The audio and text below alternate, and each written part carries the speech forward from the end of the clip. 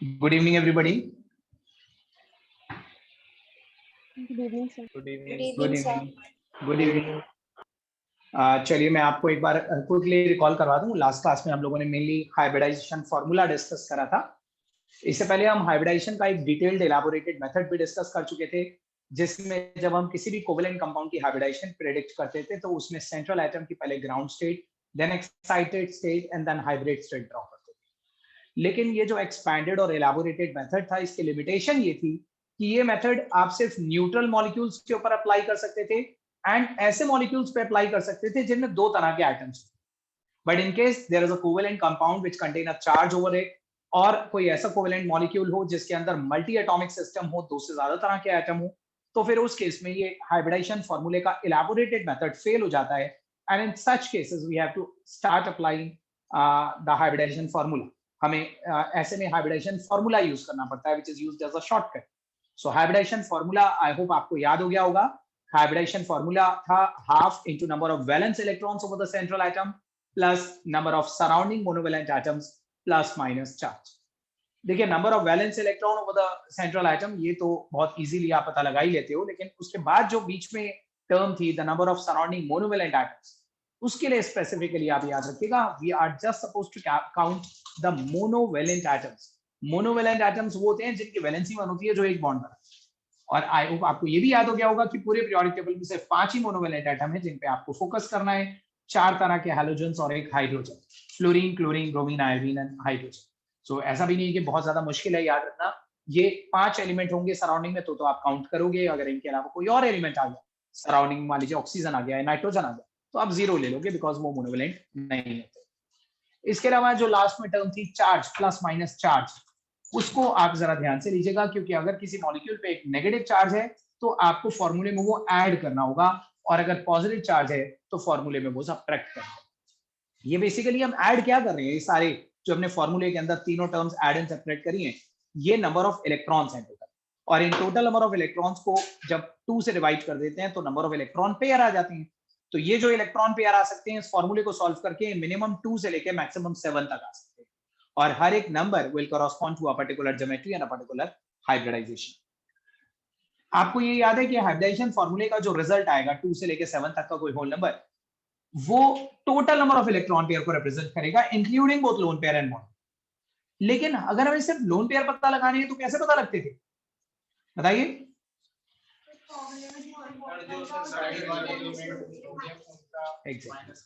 देखिए, जो भी हमारा फॉर्मूले का रिजल्ट आता था उसमें से मॉलिक्यूल के अंदर जो आपको एक्चुअली में सराउंडिंग एटम दिखाई दे रहे हैं वो सब्ट्रैक्ट कर दे. जैसे मान लीजिए हमारा रिजल्ट आ रहा है 5, लेकिन फॉर्मूला हमें दिख रहा है SF4, तो SF4 में हमें दिख रहा है कि सराउंडिंग में तो 4 ही फ्लोरीन है, तो 5 - 4 करके 1 लोन पेयर है. और वो लोन पेयर एक्सियल पोजीशन पर रखना है या प्लेन में रखना है, वो हम total number of electron pair के ऑड या इवन होने से डिसाइड कर लेते थे. और ultimately we are able to decide कि नॉट ओनली द ज्योमेट्री हम प्रेडिक्ट कर पाते थे, बल्कि इस फॉर्मूले से हम शेप भी एस्टिमेट कर लेते थे. तो बताइए, लास्ट क्लास में जो भी एग्जांपल्स मैंने इस फॉर्मूले के बेसिस करवाए थे सब क्लियर थे, कोई डाउट तो नहीं है. हाइब्रिडाइजेशन का elaborated method as well as the shortcut, the formula, दोनों चीजें आप लोगों को क्लियर है. इसके बाद मैंने आपको लास्ट क्लास में एक हेडिंग डलवाई थी जो आज हम कंटिन्यू करेंगे as a very important topic, resonance. Resonance इस चैप्टर में तो बहुत ही शॉर्ट में आपको करवाया जाएगा, लेकिन रेजोनेंस ऑर्गेनिक में भी आएगा और उस वक्त हम इसे बहुत डिटेल में पढ़ेंगे डिफरेंट एग्जांपल्स के साथ. इस चैप्टर में तो मैं 2 एग्जांपल्स देके आपको रेजोनेंस का कॉन्सेप्ट एक्सप्लेन करने की कोशिश करूंगा.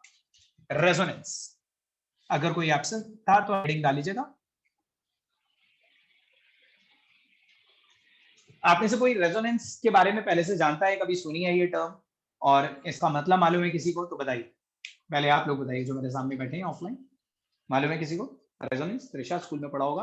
मैंने इसमें बस वो जो पढ़ा था ना अभी ऐसे किया कि वहीं तक पढ़ा था स्कूल में, उसके आगे पढ़ाया नहीं स्कूल में? नहीं पढ़ा है, पर मैं आपने ऑफलाइन नहीं गई तो मेरे को मैंने पढ़ा. जो स्टूडेंट्स ऑनलाइन है, क्या उनमें से कोई बता सकता है रेजोनेंस के बारे में कुछ पढ़ा था स्कूल में या कुछ याद है?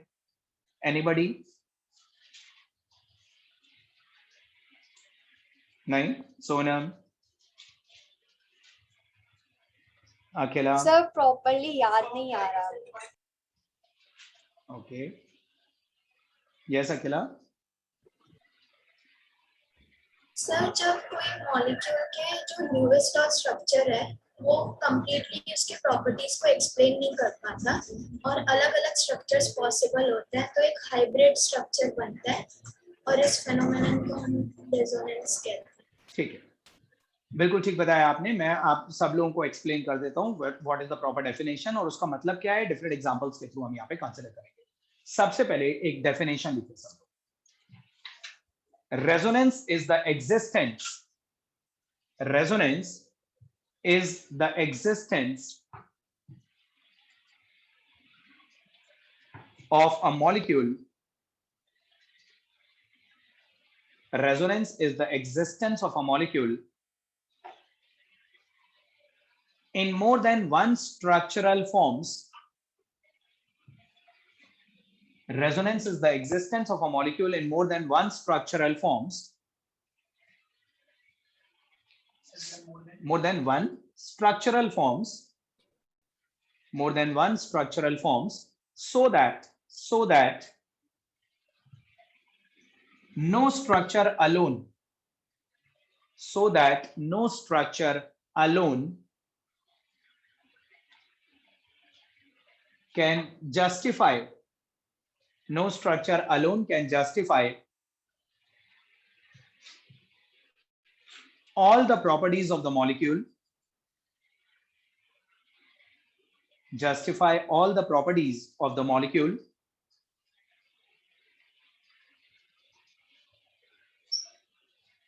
but a resonance hybrid, but a resonance hybrid of all those structures, but a resonance hybrid of all those structures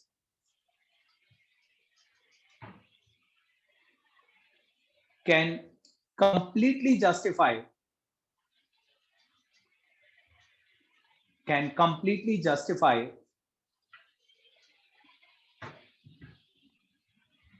all the properties of the molecule, completely justify all the properties of the molecule.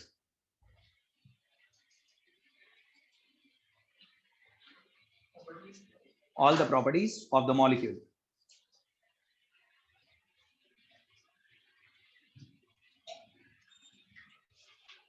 एक और statement next paragraph में लिख लीजिए। Definition तो ये ऊपर वाली है, अब जो नेक्स्ट पैराग्राफ में लिख पा रहा हूं that is a separate statement. The various possible structural forms, the various possible structural forms, various possible structural forms of a compound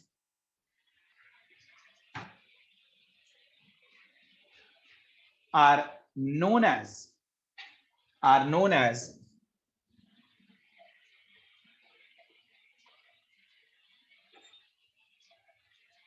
the canonical forms, are known as the canonical, C-A-N-O-N-I-C-A-L, canonical forms.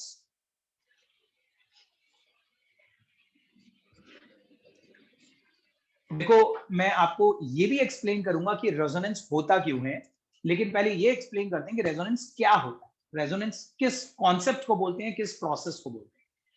इसको समझने के लिए the simplest example to start with, एक ऐसा example जिसे बिल्कुल basic example consider करा जाता है रेजोनेंस को समझाने के लिए। सबसे पहला एग्जांपल जो आपको दिया जाता है वो कंसीडर करते हैं। आप सब लोग बताइए, बेंजीन आपने नाम तो सुना होगा, बेंजीन का स्ट्रक्चर मालूम है आप लोगों को, बनानी आती है?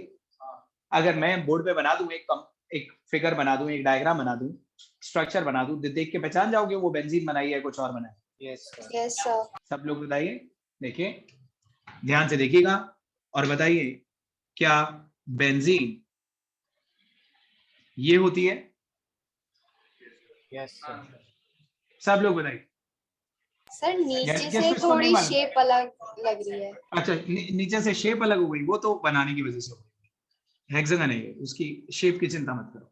अब सही है? Yes sir. ठीक, क्या बेंजीन ये होती है? अच्छा टेल मी वेरी फ्रैंकली, आप में से किस को नहीं मालूम या नहीं देखी कभी ये क्या चीज है? So there are certain student जिन्होंने नहीं देखा। चलो उन्हें मैं समझा दूंगा, लेकिन कुछ लोगों को लगता है कि हाँ ये शायद यही थी, आपको लगता है यही होती है। चलिए जिन्हें लगता है, मैं फिर भी एक और चल रहा हूँ, उसको भी ध्यान से देखिएगा, हो सकता है आपको लगे नहीं वो होती है, ये नहीं होती। ठीक है, तो देखिए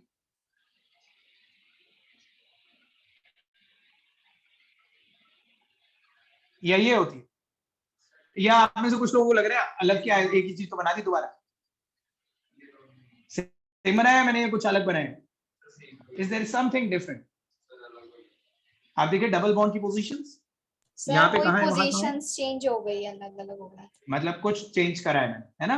तो आपने कभी ध्यान दिया कहीं पे बुक में कहीं बेंजीन फिगर बनी हुई देखी हो, तो कभी आपने नोट करा कि वो बेंजीन ऐसी बनी हुई थी या ऐसी बनी हुई थी?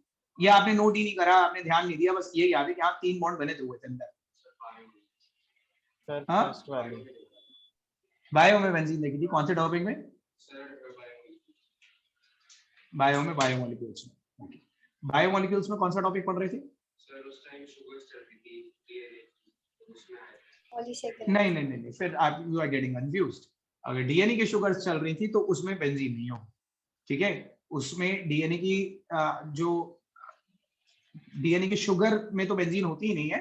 डीएनए के जो नाइट्रोजनस बेसेस होती हैं, अगर आप लोगों ने डीएनए और आरएनए के बारे में पढ़ा होगा तो एडेनाइन, थाइमिन, यूरासिल, ठीक है? हाँ नहीं, वो बेंजीन नहीं होती, वो बेंजीन नहीं होती, वो एक्चुअली बेंजीन जैसा स्ट्रक्चर होता है लेकिन उसमें नाइट्रोजन एम्बेडेड होती है, ऐसे होता है, नाइट्रोजन एम्बेडेड होता है, एक 5 कार्बन शुगर होती है, ऐसे होता है। So this is not benzene. ऐसे ऐसे बहुत सारे स्ट्रक्चर होते हैं ऑर्गेनिक में, साइक्लिक स्ट्रक्चर्स, लेकिन बेंजीन ये।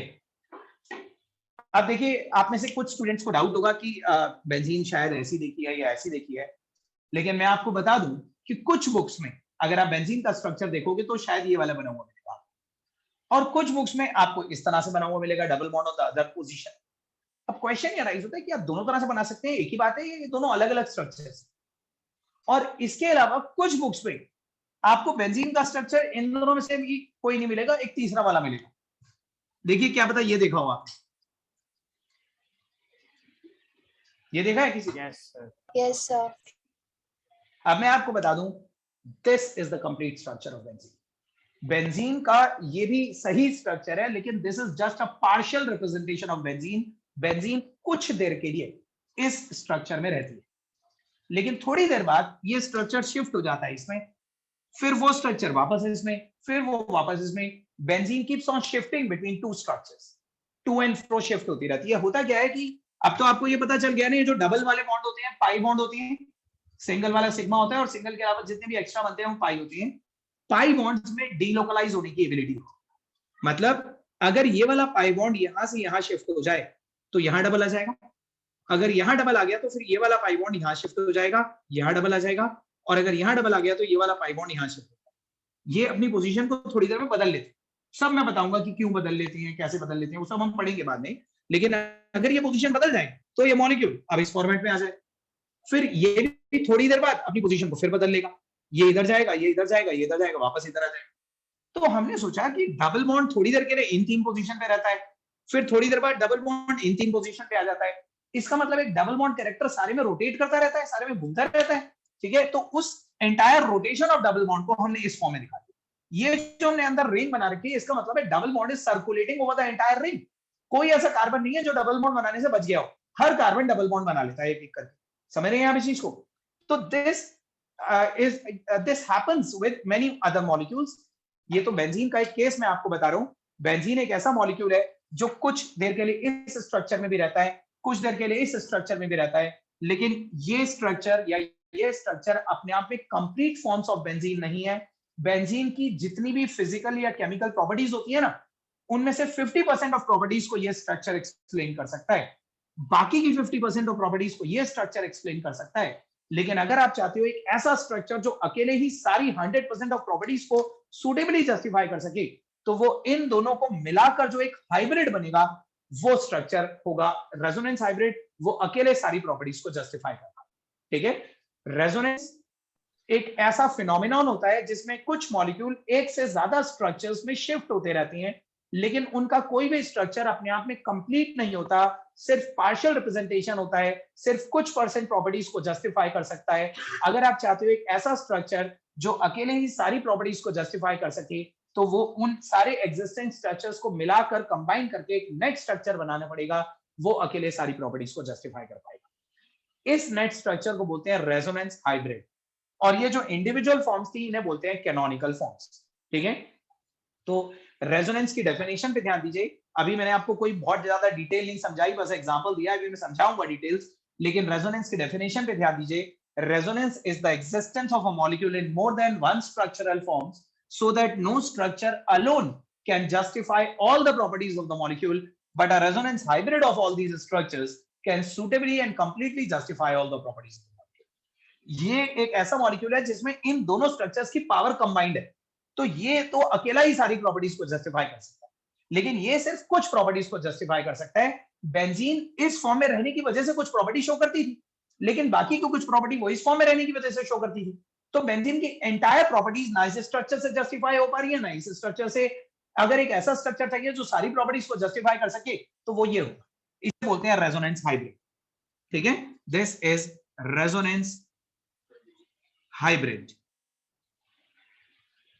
और ये दो हैं, let this be structure 1 and 2, ये हैं कैनोनिकल फॉर्म्स।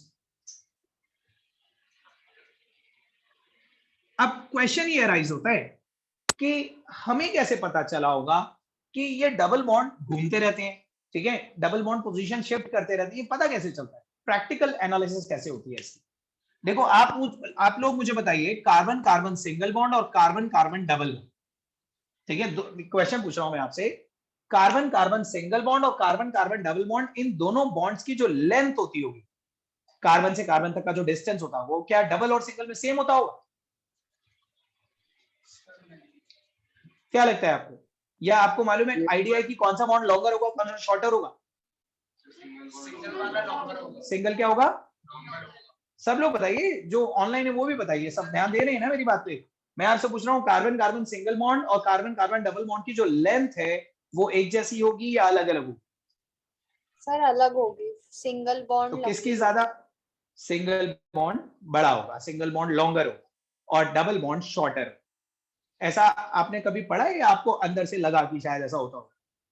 नहीं, वो उसका वो है ना कि अगर नीचे वाले, अच्छा मुझे बताओ, कौन सा बॉन्ड स्ट्रॉन्गर है? वो तो डबल वाला। सिंगल या डबल? डबल। अच्छा, बॉन्ड में स्ट्रेंथ कब आती है? एक स्ट्रेंथ कब आती है बॉन्ड में? जब एक्सटेंट ऑफ ओवरलैपिंग ज्यादा हो जाए, बताया था ना। और अगर एक्सटेंट ऑफ ओवरलैपिंग ज्यादा हो गई, ज्यादा पास पास आ गए, तो फिर लेंथ छोटी हो जाएगी ना। तो जो स्ट्रॉन्गर है वो छोटा हो। जस्ट लाइक एक बड़ी स्टिक को तोड़ना आसान होता है, एक छोटी स्टिक दे दूं तो तोड़ना मुश्किल होता है। तो जो स्ट्रॉन्गर है वो छोटा है, जो लॉन्गर है वो वीकर है। समझ रहे हैं आप इस चीज को? तो ये याद रखिएगा, सिंगल बॉन्ड लॉन्गर होता है थोड़ा, इसीलिए वीकर होता है, जल्दी टूट भी सकता है। ये थोड़ा शॉर्टर होता है, स्ट्रॉन्गर होता है, और इसको तोड़ने में एनर्जी भी ज्यादा है।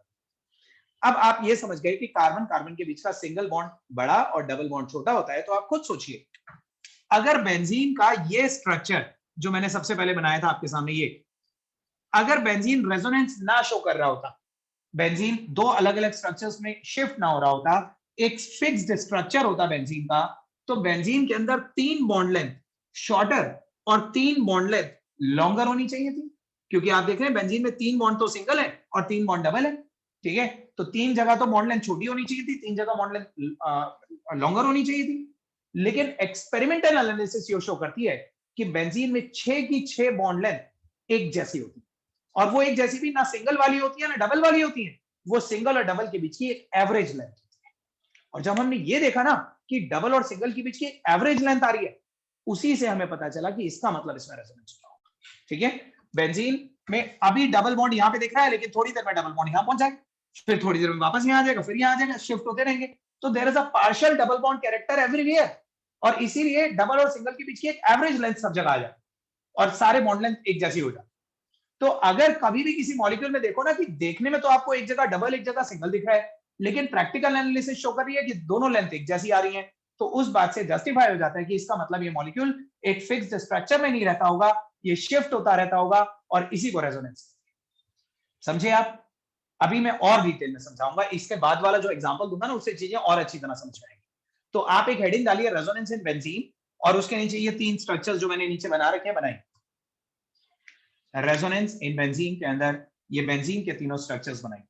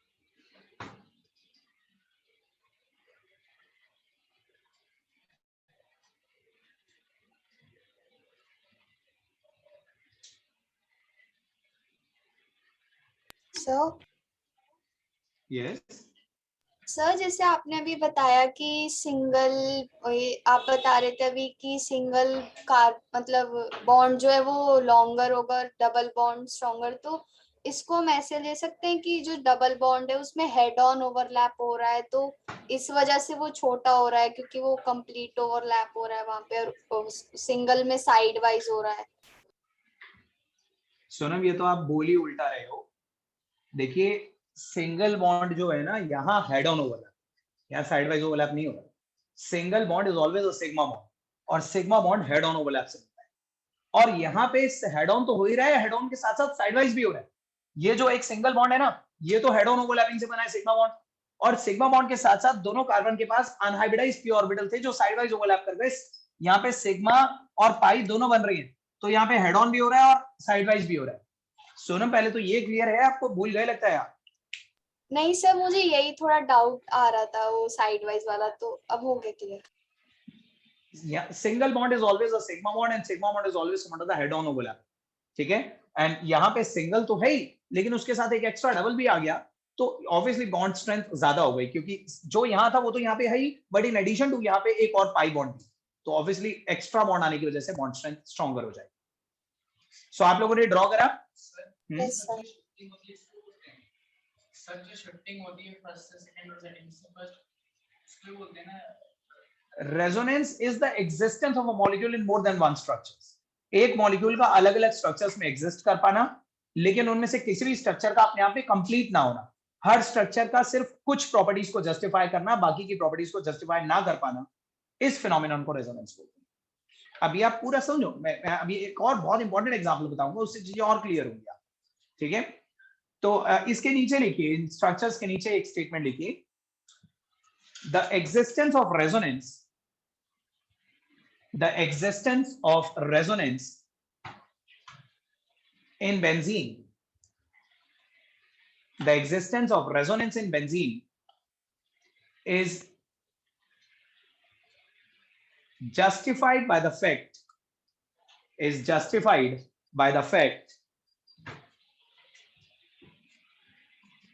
that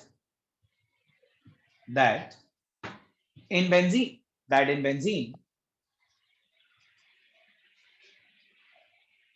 all the six carbon bond lengths, all the six carbon bond lengths are found to be same,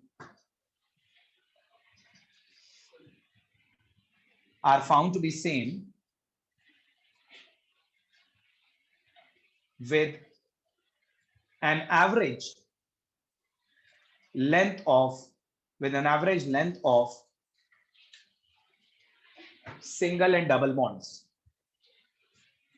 average length of single and double bonds,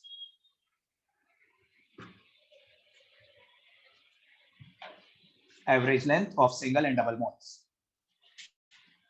तो बेंजीन के अंदर रेजोनेंस की एग्जिस्टेंस का पता इसी बात से चला कि बेंजीन के अंदर एक्सपेरिमेंटल एनालिसिस पे ये पता चला कि उसके अंदर 6 की 6 बॉन्ड लेंथ एक जैसी हुई। अगर 3 शॉर्ट और 3 लॉन्ग होते तो हम समझ जाते कि इसका मतलब इसमें कोई रेजोनेंस नहीं है, एक फिक्स्ड स्ट्रक्चर। लेकिन 6 की 6 लेंथ जैसी देखी गई, और वो भी ना डबल वाली देखी गई ना सिंगल, डबल और सिंगल के बीच के एवरेज। तो उससे हमें कंफर्म हो गया कि इसका मतलब डबल बॉन्ड शिफ्ट होता रहता है, एक पार्शियल डबल बॉन्ड कैरेक्टर हर जगह रहता है। समझ रहे हैं, जहां सिंगल दिख रहा है वहां पे भी कुछ देर के लिए डबल आता है। ठीक है, तो क्लियर है ना। अब मैं एक और एग्जांपल देता हूं, उससे मैं उस एग्जांपल को और डिटेल में और डीपली समझाऊंगा, तो आपको रेजोनेंस के होने का रीजन भी पता चलेगा कि शिफ्टिंग होती क्यों है इस तरह से मॉलिक्यूल। अगली हेडिंग डालिए, resonance in carbonate ion. Resonance in carbonate ion बहुत इंपॉर्टेंट एग्जांपल है ये।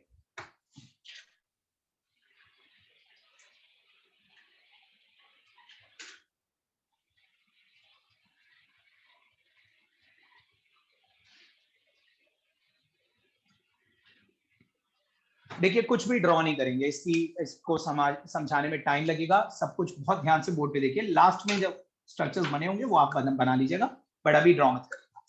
आप सब लोगों को याद होगा कार्बोनेट आयन का स्ट्रक्चर मैंने लास्ट क्लास में भी आपको ड्रॉ करवाया था, हाइब्रिडाइजेशन फॉर्मूला अप्लाई करते हैं।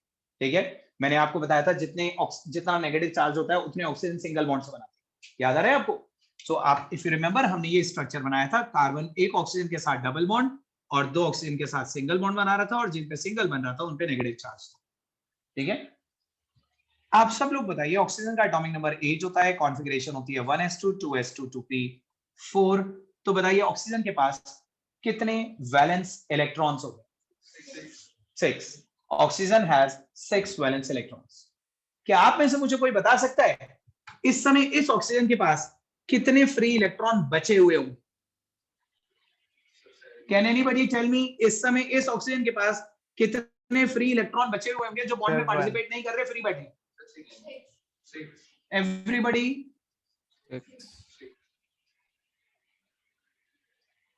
6 लग रहा है आपको या 7 लग रहा है? या नहीं पता चल? देखो मैं आपको एक बार से रिकॉल करवाता हूं। आपको याद होगा मैंने बताया था कि ये जो मॉलिक्यूल है ये ओरिजिनली ऐसा था, this was originally the carbonic acid H2CO3। ठीक है, अब एक ऑक्सीजन ने अपने 6 इलेक्ट्रॉन में से एक इधर शेयर कर रखा है, एक इधर शेयर कर रखा है, तो फ्री कितने होंगे इसके पास? 4, क्योंकि 6 में से एक उसने राइट में शेयर कर रखा है, लेफ्ट, और एक लेफ्ट में कोवेलेंट बॉन्ड बनाने के लिए। तो अब बेसिकली 4 फ्री होंगे, यानी कि 2 लोन पेयर इस पे बैठे होंगे। इसी तरह से इसके पास भी, और इसके पास भी 4 ही होंगे, या इसके पास अलग होंगे? ये भी तो डबल बॉन्ड बना रहा है ना, डबल बॉन्ड में 2 इलेक्ट्रॉन्स ने शेयरिंग कर रखी होंगी, तो इसके पास भी 4 फ्री होंगे। ये मॉलिक्यूल है जब तक H निकले नहीं। अब acid is a substance that produce H positive ions on dissolving in water.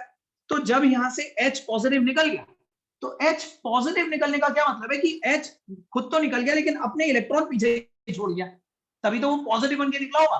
तो आप बताइए, अगर ये H बिना किसी इलेक्ट्रॉन के निकल कर चला गया तो इस बॉन्ड के भी दोनों इलेक्ट्रॉन यहीं रह गए होंगे।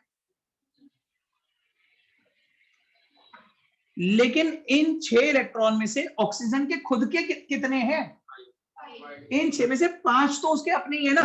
देखो ये जो बॉन्ड बन रहा था, इस बॉन्ड में भी एक तो ऑक्सीजन का ही था ना, एक हाइड्रोजन का था, सही है। लेकिन जब दोनों इलेक्ट्रॉन इस पे रह गए तो हम ये थोड़ी ना कहेंगे कि 2 एक्स्ट्रा इलेक्ट्रॉन आ गए, हम कहेंगे 1 एक्स्ट्रा इलेक्ट्रॉन आ गया। जो हाइड्रोजन का था वो हाइड्रोजन यही छोड़, जिसकी वजह से इस पे नेगेटिव आ गया। इसी तरह से ये वाला बॉन्ड टूट गया, इस बॉन्ड के भी 2 इलेक्ट्रॉन यहीं पे रह गए और इस पे एक नेगेटिव चार्ज आ गया, एक एक्स्ट्रा। अगर मैं इन 6 में से एक भी हटा दूं ना तो ये नेगेटिव चार्ज कम हो जाए, खत्म हो जाए, सही है। तो ये याद रखिएगा, इस समय 6 इलेक्ट्रॉन दिख रहे हैं आपको, लेकिन इस 6 में से 5 तो ऑक्सीजन के खुद के अपने ही इलेक्ट्रॉन है। ये नेगेटिव चार्ज उन 5 की वजह से नहीं आ रहा, वो जो एक्स्ट्रा 6th इलेक्ट्रॉन है जो हाइड्रोजन का पीछे रह गया उसकी वजह से ये नेगेटिव चार्ज। पहले बताइए ये बात समझ में आई? सब लोग बताओ। Yes sir. ठीक है, अब आगे की बात सुनो। अब मैं फर्दर इससे अलग कुछ बात बता रहा हूं जो ऑर्गेनिक में भी आपको पढ़ाई जाएगी। देखिए कोई भी ऐसी स्पीशीज, कोई भी ऐसा मॉलिक्यूल जिसपे कोई चार्ज होता है, चाहे वो नेगेटिव चार्ज हो या पॉजिटिव चार्ज हो, वो हमेशा अनस्टेबल होता है। न्यूट्रल चीजें हमेशा ज्यादा स्टेबल होती है। Neutral things are always more stable, the charged species are always unstable. अब पहले तो इसका मतलब समझना है कि अनस्टेबल का मतलब क्या है, किस सेंस में अनस्टेबल क्या है। अनस्टेबल मतलब जो रिएक्टिव, जो रिएक्ट करना चाहे हम कहेंगे वो अनस्टेबल है, और जो रिएक्ट ही ना करना चाहे, किसी के साथ इंटरैक्ट ही ना करे, इनर्ट होके बैठा रहे, हम कहेंगे वो स्टेबल है। स्टेबल का मतलब क्या है? जो किसी चीज में पार्टिसिपेट ना करे, जो इनर्ट नोबल गैसेस की तरह खाली बैठा रहे, सही है, वो स्टेबल है। और जो बहुत ज्यादा रिएक्टिव हो, चीजों के साथ रिएक्ट करना चाहे, अटैक करना चाहे, कहिए वो रिएक्टिव है, तो अनस्टेबल है। रिएक्टिव चीज ही अनस्टेबल होती है ना, अनरिएक्टिव तो स्टेबल होगा, सही है। आप ये मानते हैं कि अगर किसी भी चीज पे नेगेटिव आ गया तो that negative will always be ready to attack over the positive side. नेगेटिव चीज को कहीं पॉजिटिव दिख जाएगा, एकदम से अटैक कर दिया करेगा। इसी तरह से किसी चीज पे पॉजिटिव आ गया तो वो कभी भी किसी नेगेटिव पे अटैक कर दिया करेगा। लेकिन जो न्यूट्रल है, उसके आसपास कोई चार्ज आ जाए तो वो तो उस पर अटैक नहीं करेगा। तो हम कहेंगे न्यूट्रल चीज ज्यादा स्टेबल होती है। न्यूट्रल चीजें किसी पॉजिटिव को देख के या किसी नेगेटिव को देख के एक्साइट नहीं हो जाती हैं अटैक करने। लेकिन जो चार्ज स्पीशीज होती हैं वो किसी भी अपोजिट चार्ज को देखते ही अटैक करने के लिए रेडी हो जाती है। तो चार्ज स्पीशीज अनस्टेबल होती है, न्यूट्रल स्पीशीज हमेशा ज्यादा स्टेबल होती है। तो अगर मैं इन 3 ऑक्सीजन की बात करूं तो इन 3 ऑक्सीजन में से क्या हम कह सकते हैं ये ऑक्सीजन तो स्टेबल है लेकिन ये दोनों अनस्टेबल है ना, क्योंकि इन पे चार्ज है। बताओ सब लोग, बात समझ में आ रही है कि नहीं? 2 ऑक्सीजन अनस्टेबल है क्योंकि इन पे चार्ज आ गया।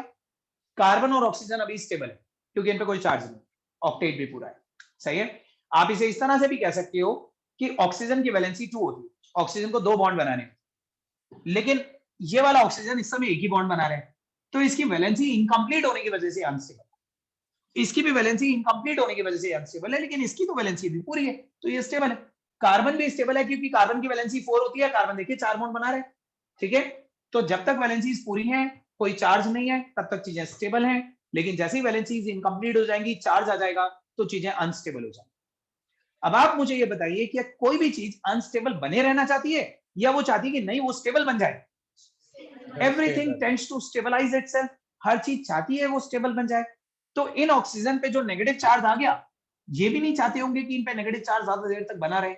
ये अपने नेगेटिव चार्ज से फ्री हो जाना चाहते होंगे, अपने आप को न्यूट्रल बनाना चाहते होंगे, क्योंकि न्यूट्रल बनने से ही इन्हें स्टेबिलिटी मिलेगी, ठीक है। तो every charge species tends to get rid of its charge. हर चार्ज स्पीशीज अपने चार्ज से बचना चाहती है, वो चाहती है उसका चार्ज किसी तरह से खत्म हो जाए, वो न्यूट्रल बन जाए ताकि वो स्टेबल बन जाए। और इसी चार्ज को खत्म करने के प्रोसेस में वो रेजोनेंस एग्जिबिट करती है। देखिए क्या होगा यहाँ पे। अब मैं आता हूं कि रेजोनेंस होता क्यों है और कैसे होता है। आप मुझे बताइए कि एक बॉन्ड, एक कोवेलेंट बॉन्ड कितने इलेक्ट्रॉन से बनता है?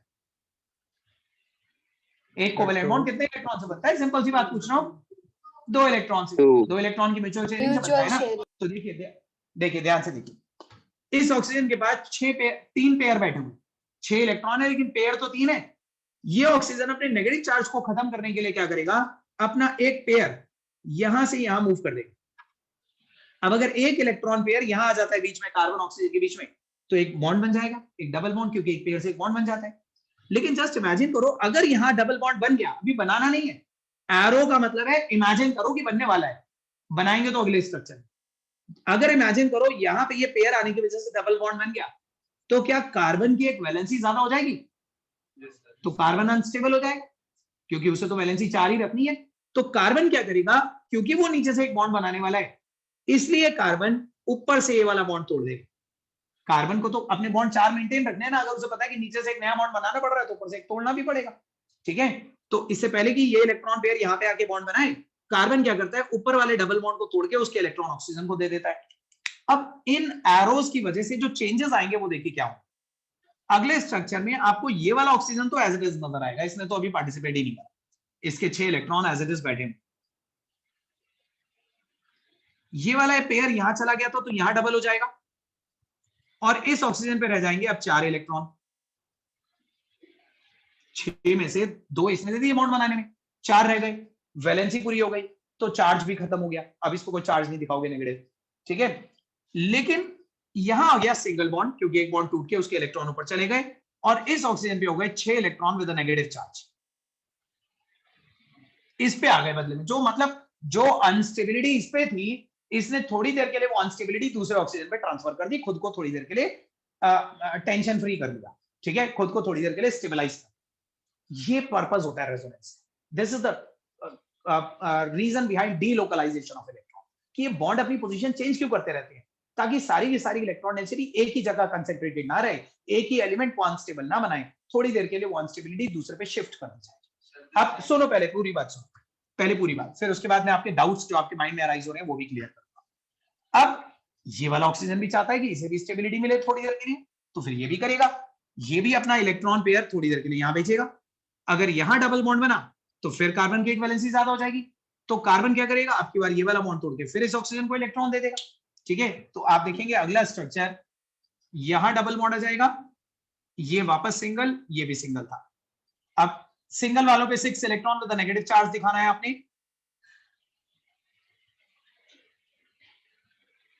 और डबल वाले पे 2 electron pair with no charge.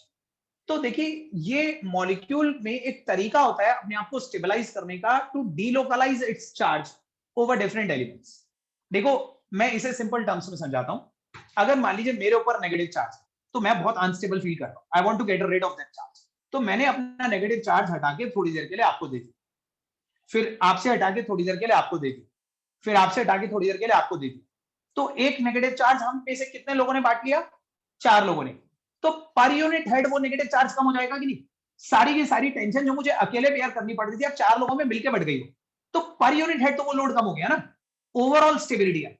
Charge खत्म बिल्कुल नहीं हुआ, चार्ज अभी भी हम चारों के बीच में उतना का उतना ही है, लेकिन एक अकेले जने पे लोड ना पड़ के 4 लोगों ने उस लोड को शेयर कर लिया, तो पर यूनिट हेड वो मॉलिक्यूल स्टेबल हो गया। तो ओवरऑल मॉलिक्यूल में एक स्टेबिलिटी अटेन करने का तरीका होता है, चार्ज की शिफ्टिंग इसीलिए करी जाती है। अब क्वेश्चन ये राइज होता है कि एक्चुअल स्ट्रक्चर क्या है। डबल बॉन्ड कैरेक्टर थोड़ी देर के लिए इधर भी रहा, थोड़ी देर के लिए इधर भी आया, थोड़ी देर के लिए इधर भी आया, what is the actual structure? तो एक्चुअल रेजोनेंस हाइब्रिड वो होगा जिसमें आप डॉटेड लाइन से एक पार्शियल डबल बॉन्ड कैरेक्टर तीनों जगह दिखाओगे। डबल थोड़ी देर के लिए इधर भी रहा था, थोड़ी देर के लिए इधर भी रहा था, और थोड़ी देर के लिए इधर भी रहा था। अब चलिए डबल बॉन्ड तो हमने तीनों जगह दिखा दिया, लेकिन नेगेटिव चार्ज का क्या? वो जो 2 नेगेटिव चार्ज थे वो किस पे दिखाए?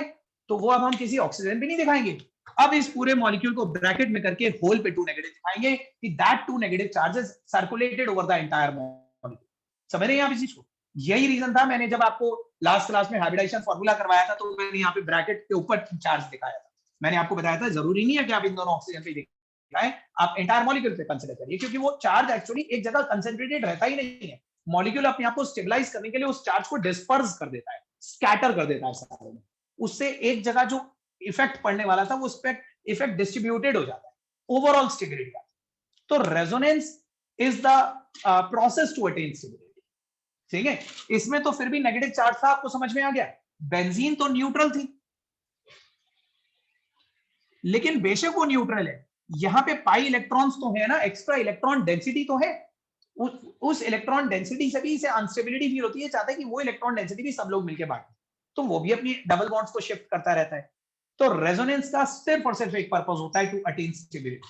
ठीक है, एक मॉलिक्यूल अगर उसे लगता है कि सारी की सारी इलेक्ट्रॉन डेंसिटी उसे अनस्टेबल बना रही है, तो वो अपनी इलेक्ट्रॉन डेंसिटी को दूसरों के साथ शेयर करना चाहता है, डिस्ट्रीब्यूट करना चाहता है। सही है। और कार्बोनेट में भी जब हमने अल्टीमेटली बॉन्ड लेंथ कैलकुलेट करी, तो हमने देखा कार्बन ऑक्सीजन तीनों बॉन्ड लेंथ सेम मिली हमें, ना सिंगल वाली मिली ना डबल वाली मिली, सिंगल और डबल के बीच की कुछ एवरेज मिली। इससे हमें कंफर्म हो गया कि यहाँ पे भी शिफ्टिंग होती होगी, यहाँ पे भी रेजोनेंस होता होगा। समझे आप? अब बताइए आप क्या डाउट पूछ रहे थे, और फिर आप लोग जो ऑनलाइन है उनके माइंड में भी कोई डाउट हो बताइए। ये चलता रहेगा, this will keep on going, मतलब ये इसमें आया, फिर इसमें आया, फिर उसमें आया, फिर वापस इसमें आया, फिर इसमें आया, फिर इसमें आया, ये शिफ्ट होता रहता है। ठीक है, थोड़ी थोड़ी देर के लिए मॉलिक्यूल हर पोजीशन में रहता है। समझ रहे हैं आप इस चीज को? ना, ये एक हाइपोथेटिकल कॉन्सेप्ट है, ऐसा नहीं है कि आप एक्चुअली में मॉलिक्यूल घूमता है, ये एक हाइपोथेटिकल कॉन्सेप्ट है। हम ये जस्टिफाई कर रहे हैं कि ऐसा होता है, क्योंकि this is a method to attain stability. सही है, तो बताइए सब लोगों को क्लियर है, जो ऑनलाइन है उन्हें बताइए आप, कोई डाउट है रेजोनेंस में या क्लियर हो गया? क्लियर है सर। इसे ड्रॉ करिए, ड्रॉ करते करते भी कोई डाउट आए तो पूछ लीजिएगा। रेजोनेंस इन कार्बोनेट आयन के नीचे देखिए, बता सकता है कोई कि यहाँ पे कितनी कैनोनिकल फॉर्म्स है? 3 कैनोनिकल फॉर्म्स, और उन 3 कैनोनिकल फॉर्म्स का एक रेजोनेंस हाइब्रिड। ठीक है, ये नोट करिए।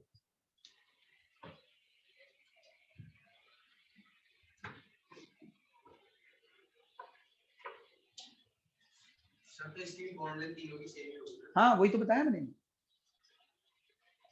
अक्षिता, अखिला, अंश, अपेक्षा, क्लियर है ना सब? Yes sir. Yes sir. Arpit, Yes, sir. Amesh Mathur,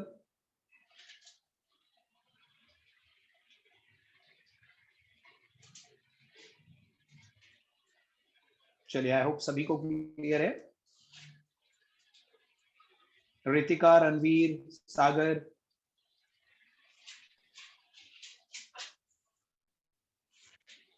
yes Kripa, yes sir, मेरा एक डाउट है कि ऑक्सीजन के एटम के एक पूरा पेयर कार्बन का वो क्यों बना रहे हैं? एक कार्बन का इलेक्ट्रॉन भी तो आना चाहिए था ना?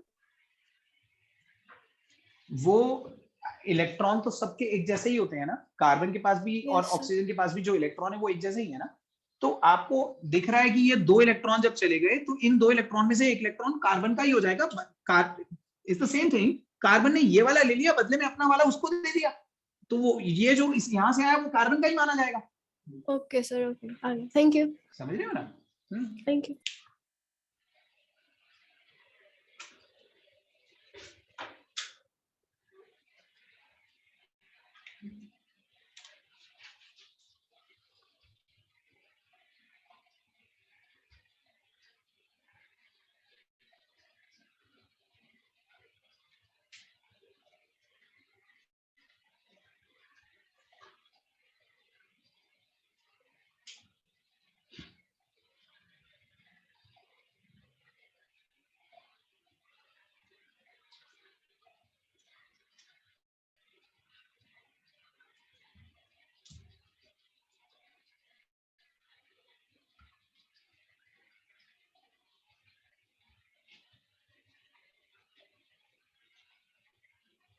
ड्रॉ करके मुझे बता दीजिएगा। After this we will start with a new topic.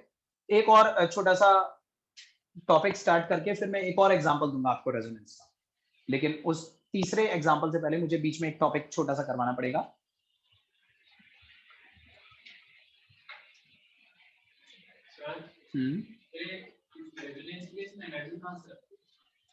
Resonance के लिए एनर्जी चाहिए नहीं होती, बल्कि रेजोनेंस करने से एनर्जी रिलीज होती है, क्योंकि resonance is a process to attain stability. Stability का मतलब है कोई चीज लोअर एनर्जी पे जा रही है। रेजोनेंस के लिए एनर्जी चाहिए नहीं, अगर एनर्जी लेंगे तो हायर एनर्जी पे पहुंचाएंगे, अनस्टेबल बन जाएंगे। आप बताइए, हायर एनर्जी वाली चीजें स्टेबल होती है अनस्टेबल? अनस्टेबल ना। ये अपने आप को स्टेबल बना रहा है, स्टेबल बना रहा है तो ये एनर्जी चाहिए नहीं, बल्कि खुद रिलीज करेगा बाहर और लोअर एनर्जी पे चला जाएगा। एनर्जी देनी नहीं है, ये रिलीज कर देगा बाहर। ओके, कोई कुछ पूछ रहा था और?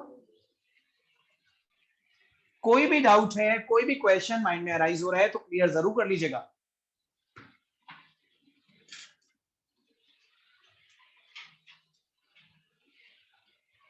पढ़ाते वक्त समझ में आ जाए सारी चीजें वो अलग बात होती है, लेकिन एक इंक्विजिटिव माइंड तो होना ही चाहिए आपका। कोई क्वेश्चन, कोई डाउट? क्लियर है? अब इसका मतलब ये नहीं कि जबरदस्ती सोचो कुछ पूछ लें, ठीक है? क्लियर है ना? ठीक है, ज्यादा डेप्थ में जाने की जरूरत नहीं। देखिए, मैं आपको रेजोनेंस का एक एग्जांपल और दूंगा, लेकिन उससे पहले मैं एक बहुत ही छोटा सा कॉन्सेप्ट आपको क्लियर कर दूं।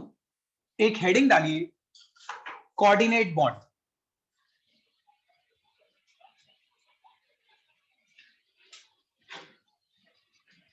also known as the dative bond।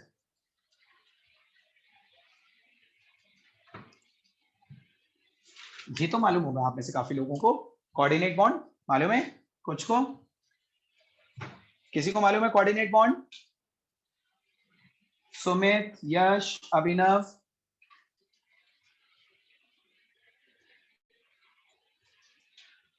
नहीं। No idea, sir. Okay, Arnav आप बताइए। Yes, sir. It is the bond formed by sharing of electrons, a pair of electrons in which the electrons are shared only by one element, one of the participating elements. ठीक, बिल्कुल ठीक। मैं आपको और clear कर देता हूँ, आपने बिल्कुल सही बताया। आप सब लोग को बताइए, जो एक नॉर्मल कोवेलेंट बॉन्ड पढ़ते हैं, covalent bond, a covalent bond is formed by the mutual sharing of valence electron between two elements। Mutual sharing से मतलब है कि जो दो एलिमेंट शेयर कर रहे हैं वो एक एक इलेक्ट्रॉन कंट्रीब्यूट करते हैं, एक ए देता है एक बी देता है और फिर दोनों मिलकर शेयर करते हैं। मतलब कंट्रीब्यूशन दोनों तरफ से आ रहा है और तब शेयरिंग हो रही है। लेकिन कोऑर्डिनेट बॉन्ड भी एक तरह का कोवेलेंट बॉन्ड है, इसका पूरा नाम होता है coordinate covalent bond, coordinate covalent भी बोलते हैं। A coordinate bond is also formed by the sharing of electrons, but both the electrons of that shared pair are contributed only by one of them. एक ही element दोनों electron contribute कर रहा है, दूसरा वाला कुछ कंट्रीब्यूट नहीं कर रहा, बस फ्री में शेयर करने आ गया, दिया कुछ नहीं है उसने। सही है। फॉर एग्जांपल ए और बी अपने बीच में दो इलेक्ट्रॉन शेयर कर रहे हैं, लेकिन ये दोनों इलेक्ट्रॉन ए के हैं, बी सिर्फ अपना ऑक्टेट पूरा करने के लिए शेयर करने आ गया, लेकिन बदले में अपना कुछ कंट्रीब्यूट नहीं करा। समझ रहे हैं? सो ये शेयरिंग ही हो रही है, but both these electron belongs to A. और इसे हम कई बार ऐसे भी बना देते हैं, ए से बी की तरफ एक एरो बनाना जरूरी नहीं होता। एक नॉर्मल कोवेलेंट बॉन्ड को हम बिना एरो के बनाते हैं, क्योंकि वहां तो हमें ये डिपिक्ट ही नहीं करना होता कि कौन दोनों इलेक्ट्रॉन किसके हैं, हमें पता है दोनों बराबर ही कंट्रीब्यूट हुए हैं। लेकिन यहाँ पे अगर आप डिपिक्ट करना चाहते हो ना, अगर मैं ऐसे बना दूंगा तो पता नहीं चलेगा ए ने दिया दोनों इलेक्ट्रॉन या बी ने दिए, तो जस्ट शो करने के लिए कई बार हम एरो बना देते हैं। इस एरो से पता चलता है कि दोनों इलेक्ट्रॉन ए के हैं जो बी को भी शेयर करने के लिए दे रहा है। समझ रहे? तो coordinate bond is sometime it can be represented by an arrow, but arrow banana hard and fast नहीं होता। सही है। सो कोऑर्डिनेट बॉन्ड की डेफिनेशन लिखिए पहले तो। अ coordinate bond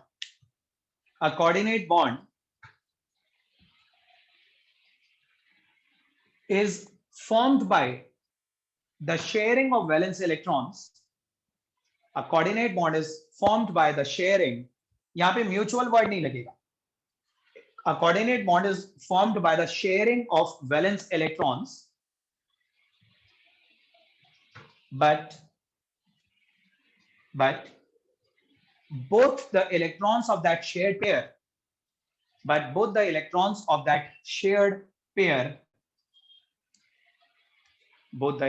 of that shared pair are contributed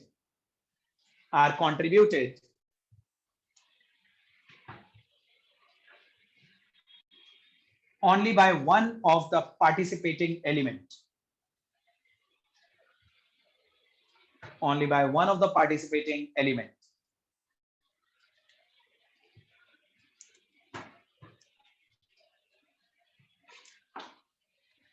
लेकिन now the question arise, लिख लिया only by one of the participating element, only by one of the participating element.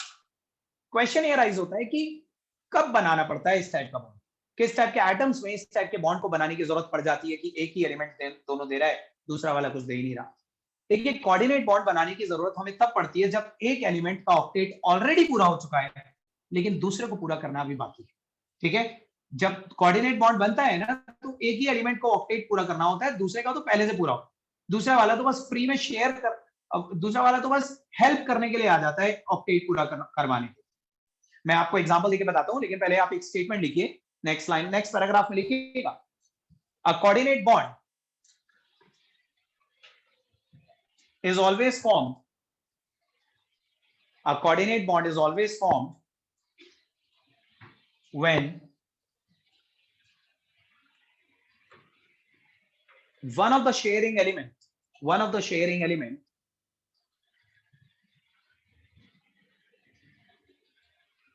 already have a complete octet.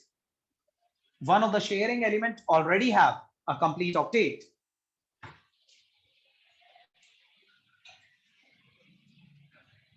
While the other element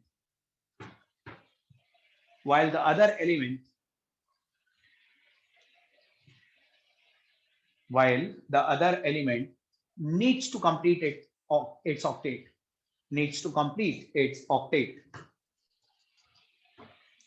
while the other element needs to complete its octet.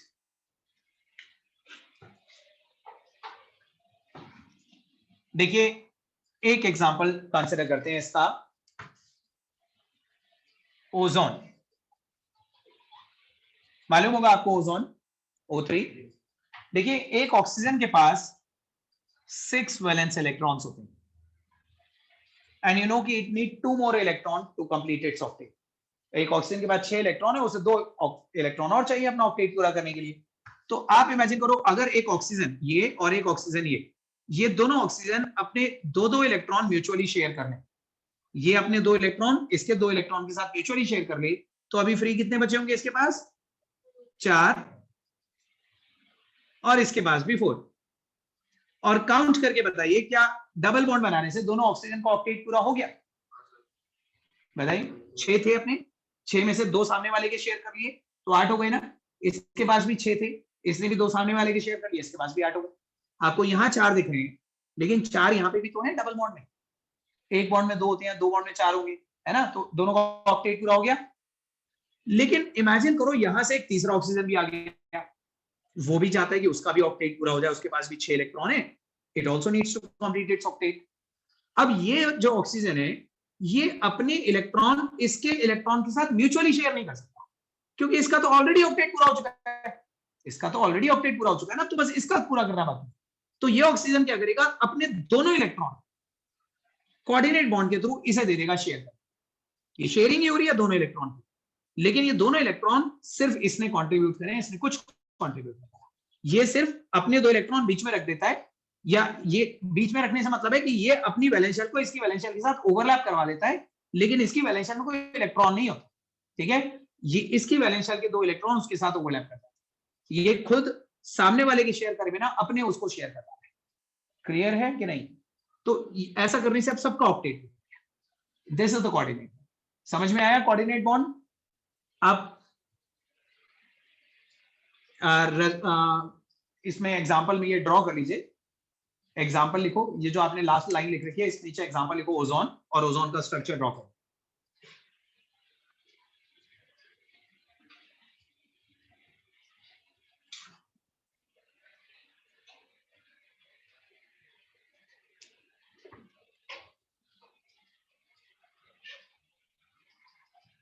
अब देखिए ozone का structure जब हमने analyse करा, ozone में हमने ये तो पढ़ लिया कि एक तरफ से डबल बॉन्ड और एक तरफ से सिंगल कोऑर्डिनेट बॉन्ड बन रहा है। ओजोन का जब हमने स्ट्रक्चर एनालाइज करा तो हमें पता चला कि ओजोन में भी दोनों oxygen oxygen bond length same थी, और वो डबल और सिंगल के बीच की एवरेज। तो हम समझ गए कि इसका मतलब यहां पे भी रेजोनेंस होगा। देखिए मैंने अभी आपको क्या बताया कि इन दोनों ने अपना ऑक्टेट ऑलरेडी पूरा कर लिया था, एक तीसरा ऑक्सीजन आया, वो भी अपना ऑक्टेट पूरा करना चाहता है। मैंने आपको यहाँ पे वो तीसरा ऑक्सीजन बनाकर दिखा दिया, लेकिन ये तीसरा ऑक्सीजन इस वाले ऑक्सीजन की साइड से भी तो आ सकता था। इसके पास तो 2 ऑप्शन है ना, वो चाहे तो इसके साथ कोऑर्डिनेट कर सकता है या फिर इसके साथ कोऑर्डिनेट कर सकता है। तो 2 पॉसिबिलिटीज हैं यहाँ पे। देखिए रेजोनेंस के थ्रू दिखाएंगे कि अगर ये वाला इलेक्ट्रॉन पेयर यहाँ जाता है तो यहाँ डबल हो जाएगा, फिर ये वाला टूट के यहाँ जाए, तो अब की बार ये कोऑर्डिनेट बन जाएगा, वो डबल बन जाएगा। अगला स्ट्रक्चर ये बनेगा कि कोऑर्डिनेट इधर हो गया और डबल इधर हो गया। अब इस डबल वाले पे 4 इलेक्ट्रॉन दिखाओगे, कोऑर्डिनेट वाले पे 6 इलेक्ट्रॉन दिखाओगे, और इस पे 2-2 हैं।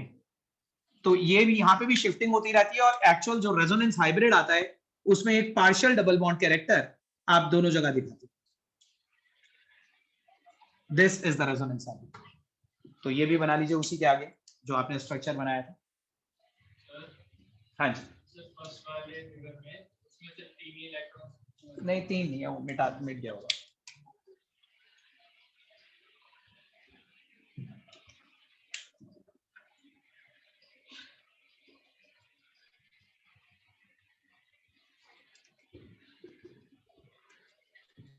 अंश, अनुरिमा, अपेक्षा, दक्ष, आर्यन, कोई डाउट हो तो बताइएगा। Yes. ओके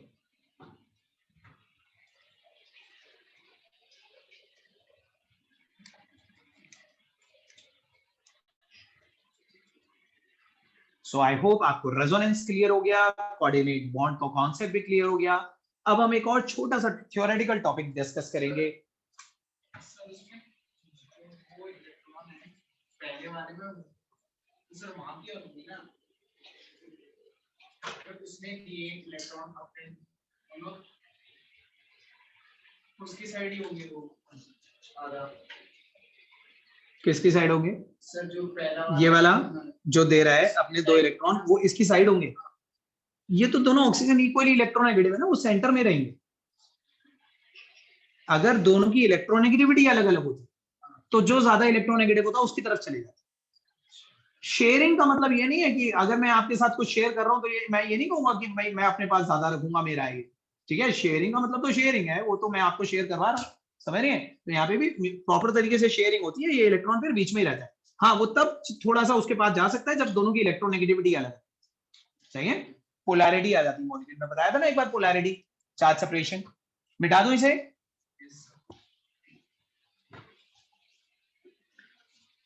तो चलिए, आपको रेजोनेंस का कॉन्सेप्ट क्लियर हो गया, कोऑर्डिनेट बॉन्ड का भी एग्जांपल मैंने आपको दे दिया। अब हम एक छोटा सा थ्योरेटिकल टॉपिक डिस्कस करेंगे, बॉन्डिंग पैरामीटर्स।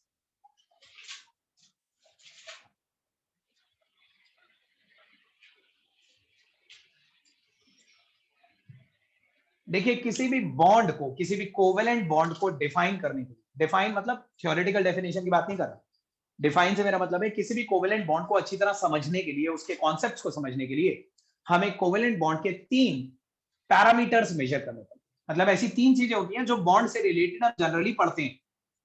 उन बॉन्ड पैरामीटर्स का नाम होता है bond angle, bond length and bond energy.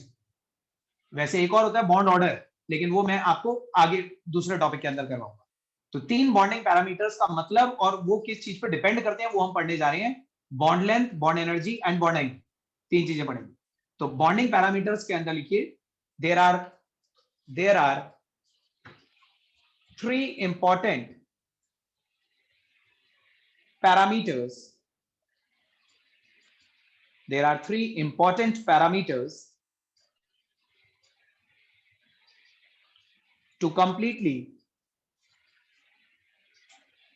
define a covalent bond. To completely define a covalent bond.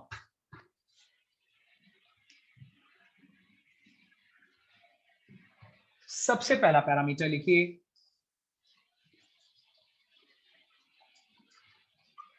Bond length.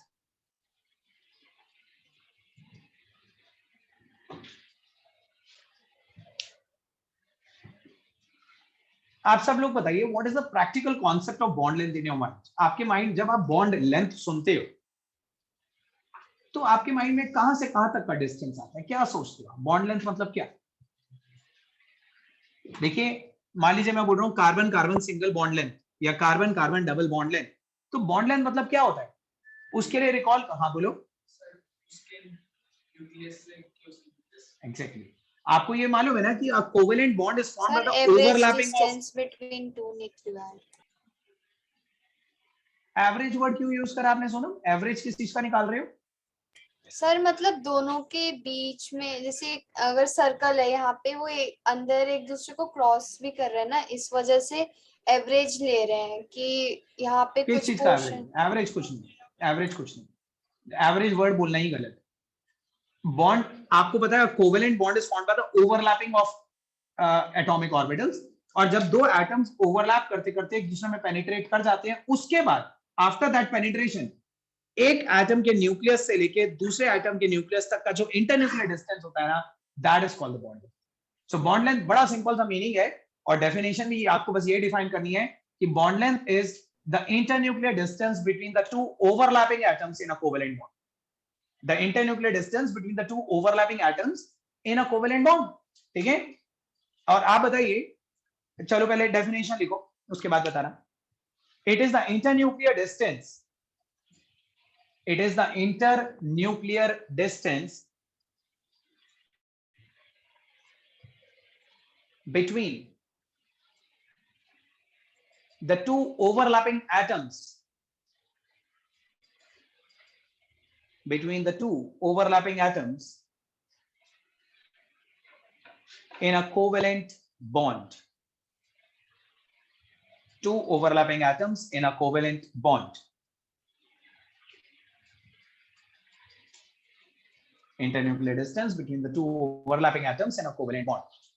एक स्टेटमेंट और लिखिए नेक्स्ट पैराग्राफ में, लेकिन bond length is always inversely related to the multiplicity of bonds. Bond length is always inversely related to the multiplicity of bonds.